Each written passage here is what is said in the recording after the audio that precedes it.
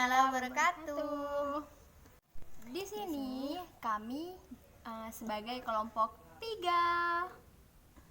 Sebelumnya kami ingin memperkenalkan diri dan nama saya Janatun Uyun dan Saya Eni. Di sini kami akan sedikit menjelaskan tentang tugas kami yang teori kritis pijakan kajian sosiologi ekonomi di era postmodernisasi. di sini kami memiliki 3 pokok bahasan. Yang pertama, pendekatan supradisipliner teori kritis. Yang kedua, awal mula, dan yang ketiga yaitu perkembangan teori kritis saat ini. Tapi sebelum kami lanjut ke pembahasan, di sini kami akan sedikit menyinggung dan menjelaskan mengenai apa sih itu sosiologi ekonomi, postmodernisasi, dan sesuatu yang akan mencakup di dalamnya.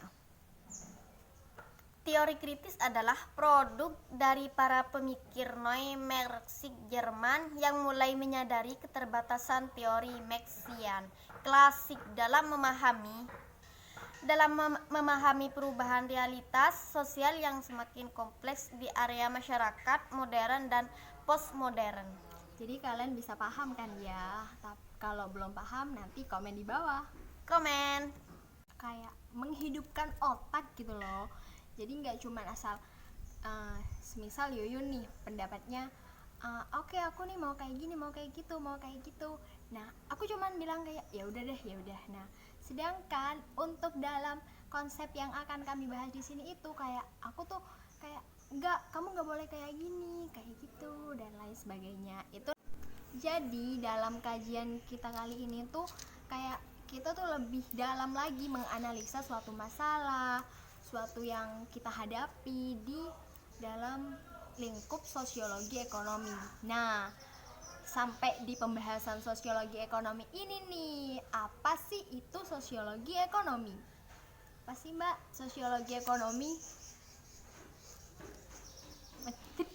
Jadi sosiologi ekonomi itu adalah pengetahuan atau studi ilmu yang dilakukan untuk mengkaji baik itu individu, kelompok dalam memenuhi kebutuhan hidupnya.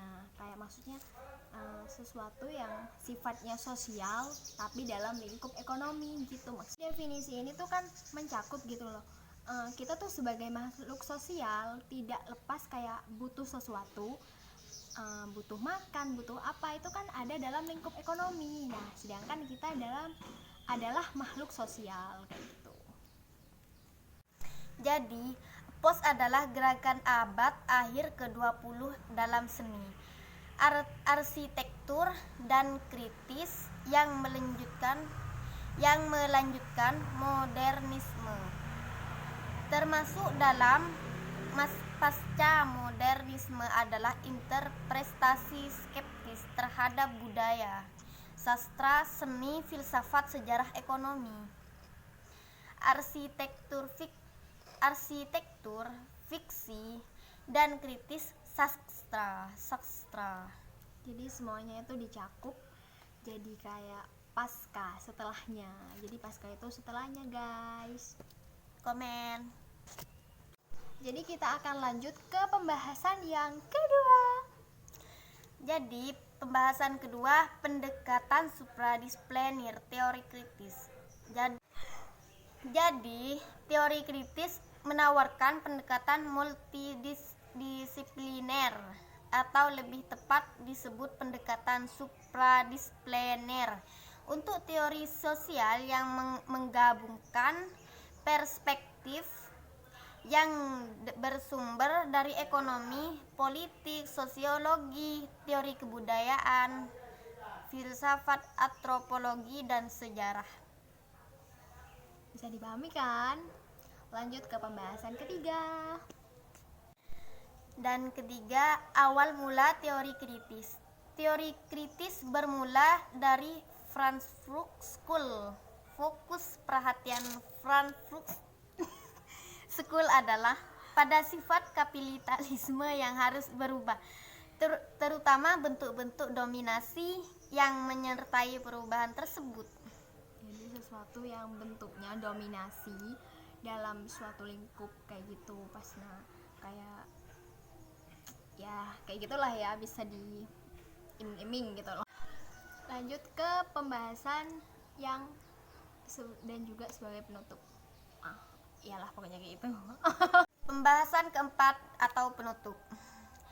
Berangger 2003 misalnya saat ini telah mengidentifikasi paling tidak terdapat sebatas tempat di mana teori kritis telah atau dapat diterapkan pada berbagai penelitian empiris yang berkaitan dengan tema-tema. 1. Negara dan kebijakan sosial. Kedua, kontrol sosial. Ketiga, budaya pop, analisis wacana dan media massa. Keempat, kajian gender. Dan kelima, psikolog sosial. Yang keenam, Sosial pendidikan. ketujuh, Gerakan sosial. yang kedelapan, Metode penelitian. dan yang kesembilan, Ras dan etnisitas. kesepuluh, Politik dan politik makro serta kesebelas. pendidikan politik dan kurikulum. Jadi selain pembahasan yang ke-11 tadi itu, semuanya adalah tantangan dalam lingkup kajian kita kali ini gitu. Jadi kayak yang semua kebutuhan, semuanya kayak itu adalah sebuah tantangan gitu. Tapi jangan lupa kita nggak boleh kehilangan kekhasan, kayak sifat kita semuanya, meskipun kayak kita komen kayak gitu ya, intinya kayak gitu.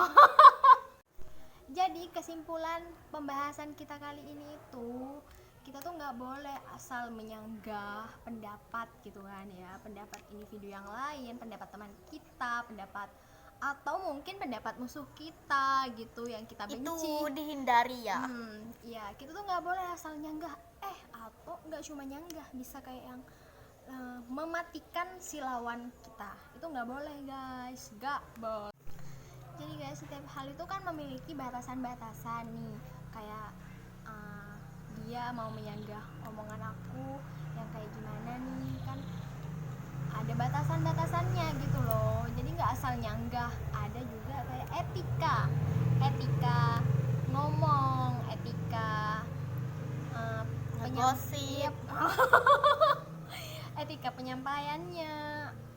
Kalau dia asal ngomong kan, asal nyanggah gitu kan, mungkin saya juga sakit hati gitu kan. Jadi untuk mengantisipasi kayak sakit hati dan lain sebagainya tuh, kayaknya kita tuh memiliki etika gitu loh. Jadi nggak asal gitu loh ya, kayak ngomong sama musuh emang Jangan asal ngejebret gitu. yes kayak gitu ya, kayak emang semuanya nih musuh loh gitu. Jadi sekian penyampaian kita kali ini, semoga bisa bermanfaat untuk kalian kalian semua. yang nonton video ini. Dan jangan maaf juga ya, soalnya kita tuh ngomongnya kayak agak gimana gitu ya, tapi semoga, Asal ngomong aja tapi gitu. ya sedikit demi sedikit semoga kita juga menjadi manusia yang lebih baik, dan juga kalian paham ya. Jadi meskipun banyak kayak yang gak jelasnya, pembahasan yang maksudnya ada ketawa-ketawanya mungkin ya, tapi kayaknya kita nggak ketawa deh, soalnya kita kan Aku manusia yang selalu banyak kekurangannya. ya, jadi mohon dimaafin juga, dan semoga Indonesia lekas sembuh Dari semoga juga kita tuh lekas tenang gitu guys ya. COVID-19 go, COVID-19. ya pokoknya banyak-banyak doa, jangan lupa like dan komen. Dan subscribe, dan video ini bila bermanfaat bisa semua ke teman-temanmu. akun media sosial kamu. Oke, wabillahi taufik wal hidayah.